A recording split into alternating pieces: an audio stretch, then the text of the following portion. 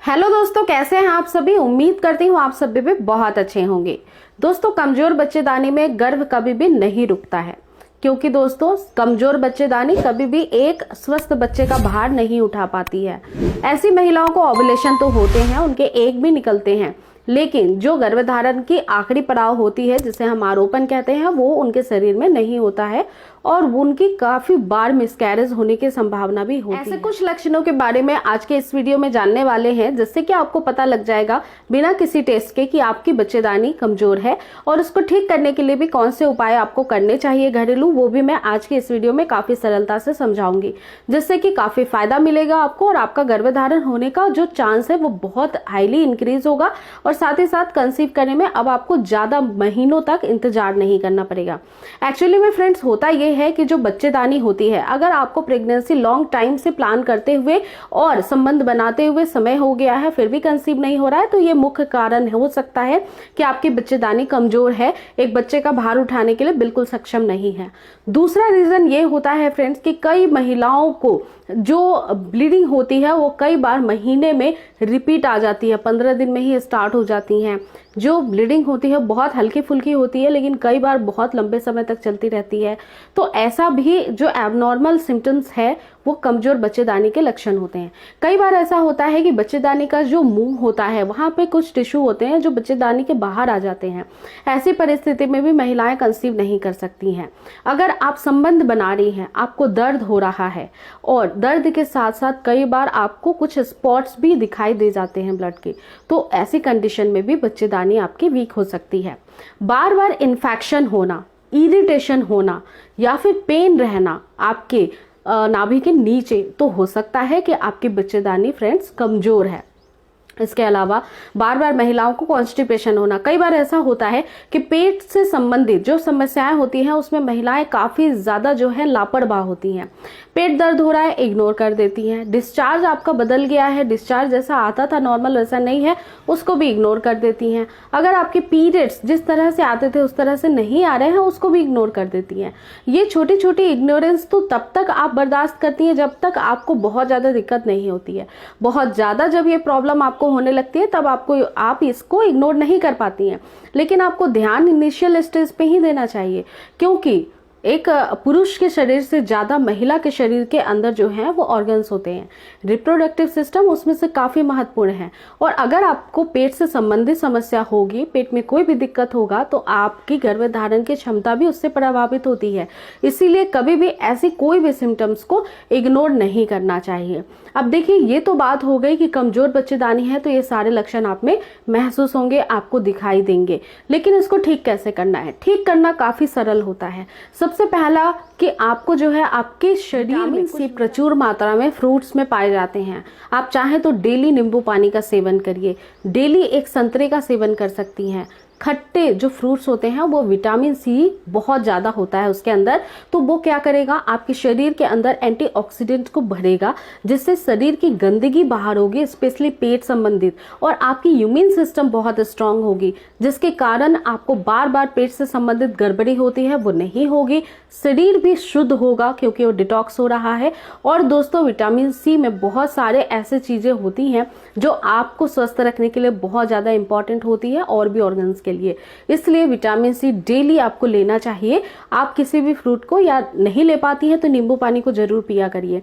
इसके अलावा दूसरा और महत्वपूर्ण एक बहुत ही अच्छा बैलेंस डाइट होना, फाइबर रिच फूड होना, आयरन रिच फूड होना, और ये सारे आपको मिलते हैं साग सब्जियों से, जो कि कई बार हम नहीं खाते हैं। हरी सब्जियां डेली खाना बहुत ज़्यादा इंपॉर्टेंट है, या फिर सैलड खाना इंपॉर्टेंट है। जिस दिन आप हरी सब्जियां नहीं लेती हैं उस दिन सलाद का सेवन करिए, और सलाद का सेवन, हरी सब्जियों का सेवन इसलिए करना चाहिए क्योंकि इसमें फाइबर बहुत अच्छे से होता है, इसमें मल्टीपल विटामिन होते हैं फ्रेंड्स, और इसके अंदर जो फाइबर होता है वो स्टमक को, आपके रिप्रोडक्टिव सिस्टम को, आपको डाइजेस्टिव सिस्टम को काफ़ी ज़्यादा अच्छे से चलाने में मदद करती है और वो सारी ही प्यूरिफिकेशंस होती रहती हैं जो गंदगी कई बार आपके डाइजेस्टिव सिस्टम में भर जाती हैं और जिसकी वजह से आपका रिप्रोडक्टिव सिस्टम भी खराब रहता है। तो कॉन्स्टिपेशन बिल्कुल नहीं होता है अगर हम फाइबर रिच फूड खाते हैं।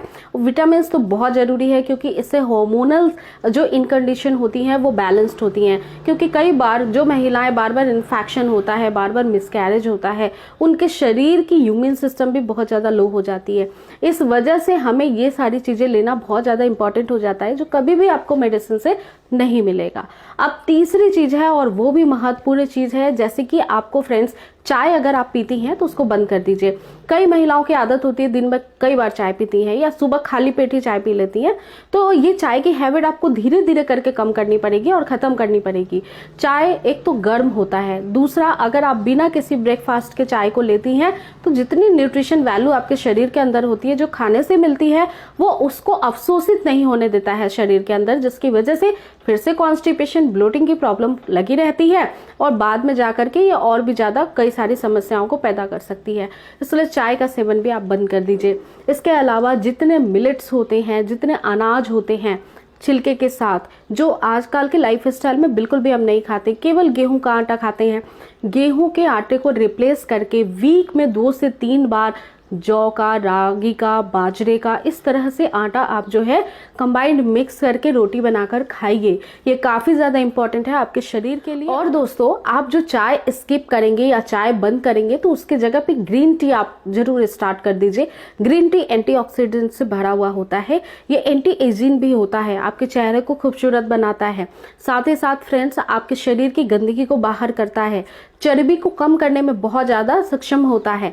तो इसलिए एंटीऑक्सीडेंट से भरी हुई आप ग्रीन टी का सेवन करिए। किसी भी अच्छी ट्रस्टवर्दी ब्रांड का ग्रीन टी आप जरूर पीना स्टार्ट करिए। साथ ही साथ एक्सरसाइज करना बहुत इंपॉर्टेंट है। अगर महिला को रिप्रोडक्टिव सिस्टम से संबंधित कोई परेशानी है तो कुछ स्पेसिफिक एक्सरसाइज होते हैं, जैसे कि मॉडरेटेड एक्सरसाइज कर सकती है, स्क्वाटिंग कर सकती है, बटरफ्लाई एक्सरसाइजेस कर सकती हैं फ्रेंड्स, कीगल एक्सरसाइज कर सकती हैं। इससे आपके पेल्विक मसल्स स्ट्रांग होते हैं और यूट्रस को मजबूती देते हैं। दूसरी बात फ्रेंड्स, फॉलिक एसिड लेना बहुत इंपॉर्टेंट है। फॉलिक एसिड 2 तरह से आप ले सकती हैं, या तो फॉलिक एसिड की 5 mg की टैबलेट ले सकती हैं। 5 mg it's enough for you only 1 days में। और इसके अलावा फ्रेंड्स आप चाहें तो जो हरे साग सब्जी पत्तेदार आप खाते हैं उससे फॉलेट बहुत अच्छा होता है, वो सोर्सेस ऑफ कंज्यूमिंग पावर होता है, आपके बॉडी में काफ़ी अच्छे से घुल मिल जाता है नेचुरल तरीके से। तो आप दोनों ही काम कर सकती हैं, आपके लिए बहुत ज़्यादा बढ़िया होगा। उम्मीद करते हैं छोटी सी वीडियो से आप अपनी लाइफ स्टाइल को सुधारेंगी, आप बेसिक पॉइंट्स पे काम करेंगी without any expensive treatment, without any medicine पे डिपेंडेंट होने के बजाय। और हेल्दी कंसेप्शन एक बहुत लॉन्ग जर्नी होती है, एक अच्छे बच्चे के निर्माण के लिए भी, उसको स्वस्थ रखने के लिए भी, क्योंकि पेट के अंदर जितनी भी ज़्यादा उसको पोषण मिलती है वो बाद में बाय बर्थ होने के बाद भी उसको स्वस्थ रखने में बहुत ज़्यादा हेल्प करती है। इसलिए एक स्वस्थ माँ एक स्वस्थ बच्चे को जन्म दे सकती है। उम्मीद करती हूँ एक छोटी सी वीडियो आपके लिए काफ़ी ज़्यादा हेल्पफुल होगी प्रेगनेंसी कंसीव करने की जर्नी में। अगर आपको इस वीडियो से रिलेटेड कोई भी क्वेरी है आप मुझे मेल कर सकती हैं। आप मुझे अदर सोशल मीडिया प्लेटफॉर्म पे भी फॉलो कर सकती हैं, जैसे कि इंस्टाग्राम और फेसबुक पेज। और फ्रेंड्स अभी तक आपने चैनल को सब्सक्राइब नहीं किया तो मेक श्योर कर लीजिए। इस चैनल पर डेली आपको प्रेगनेंसी से जुड़ी हुई और इनफर्टिलिटी से जुड़ी हुई जानकारियाँ मिलती रहेंगी। तो अपना पूरा ध्यान रखिएगा। अगली बार फिर से मिलूंगी नेक्स्ट वीडियो में बहुत ही अच्छी और इन्फॉर्मेटिव टॉपिक के साथ। Take care guys, thanks for watching.